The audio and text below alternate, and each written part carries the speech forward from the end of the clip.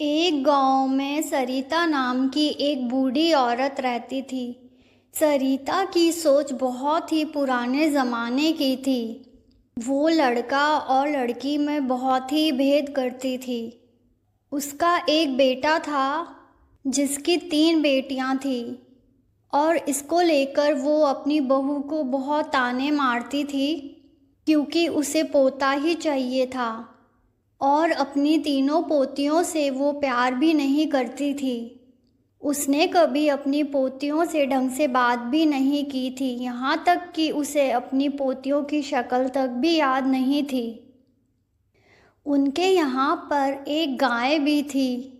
उस गाय को बच्चा होने वाला था और जब गाय ने बछड़ा दिया तो वो गाय को कोसने लगी। उसकी इस बात को लेकर उसकी बहू सोचती थी, माँ जी भी कितनी अजीब हैं। गाय से इन्हें बछड़ी चाहिए और अगर इंसान लड़की पैदा करे तो इन्हें बहुत क्रोध आता है। लड़का और लड़की को लेकर कितना भेदभाव करती है माँ जी। पर उसका बेटा लड़का और लड़की में बिल्कुल भी भेदभाव नहीं करता था। वो अपनी तीनों बेटियों को बहुत ही प्यार से रखता था और इस बात को लेकर वो अपनी माँ को भी सुना देता था। एक दिन की बात है, उसकी छोटी पोती रोने लगती है और सरिता को कहती है, दादी मुझे भूख लगी है, खाना दे दो। मम्मी पता नहीं कहाँ गई हैं। और उसकी दादी उसे ये कहकर डांट देती है, चल भाग यहाँ से, मैं तेरी कोई दादी वादी नहीं हूँ। जाके अपनी माँ से ही खाना लेना, मैं खाना नहीं दूंगी तुझे।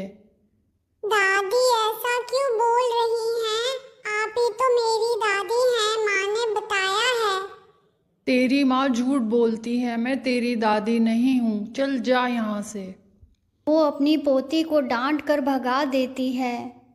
जब उसकी माँ बाजार से वापस आती है तो वो अपनी माँ से कहती है, माँ ये जो हमारे घर में रहती हैं ये हमारी दादी नहीं है क्या? क्यों बेटा ऐसा क्यों बोल रही है, यही तेरी दादी हैं। पर माँ जब मैं इनको आज दादी बोल रही थी तो ये कह रही थी मैं तेरी दादी नहीं हूँ, तेरी माँ झूठ बोलती है। उन्होंने ऐसा क्यों कहा? अरे बेटा वो गुस्सा होंगी इसलिए ऐसा बोल रही होंगी, वो तेरी दादी ही हैं। सरिता की बहू ज्योति जैसे तैसे अपनी बेटी को समझा देती है, पर उसे पता होता है कि माँ जी बच्चों को प्यार नहीं करती हैं क्योंकि उन्हें पोता ही चाहिए था। एक दिन की बात है, सरिता किचन में कुछ बना रही होती है कि अचानक से उसके कपड़े में आग लग जाती है और ज्योति की बड़ी बेटी देख लेती है कि दादी के कपड़ों में आग लग गई है। वो दौड़कर आती है और आग बुझाती है। इसमें उसका हाथ भी जल जाता है। ये देखकर सरिता को बहुत हैरानी होती है कि जिन पोतियों को उसने आज दिन तक अच्छे से देखा भी नहीं था और जिनकी वो परवाह भी नहीं करती थी, आखिर उन्होंने ही उसे बचाया।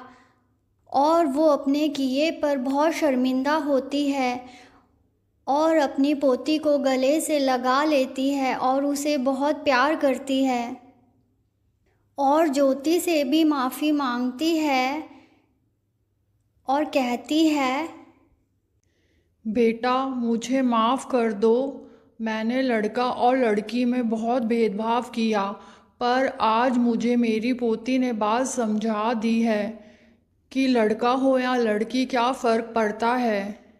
शायद आज मेरा पोता होता तो वो भी ये सब नहीं करता जो आज मेरी पोती ने मेरे लिए किया है। उसने अपनी जान की परवाह ना करते हुए मेरी जान बचाई है। इसके लिए मैं अपनी पोती का जितना भी शुक्रिया करूं बहुत कम है। सरिता अपने बेटे से भी माफ़ी मांगती है। बेटा मुझे माफ़ कर दे, मैंने अपने ही घर के बच्चों के साथ इतना भेदभाव किया। उसका बेटा बोलता है, कोई बात नहीं माँ जी, आपको आपकी गलती का एहसास हो गया, इतना ही काफी है।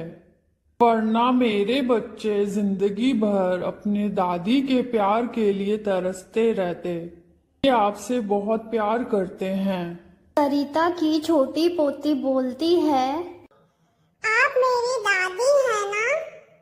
सरिता बोलती है, हाँ बेटा, मैं ही तेरी दादी हूँ। फिर आपने उस दिन मना क्यों किया था कि माँ झूठ बोल रही है, आप मेरी दादी नहीं हैं?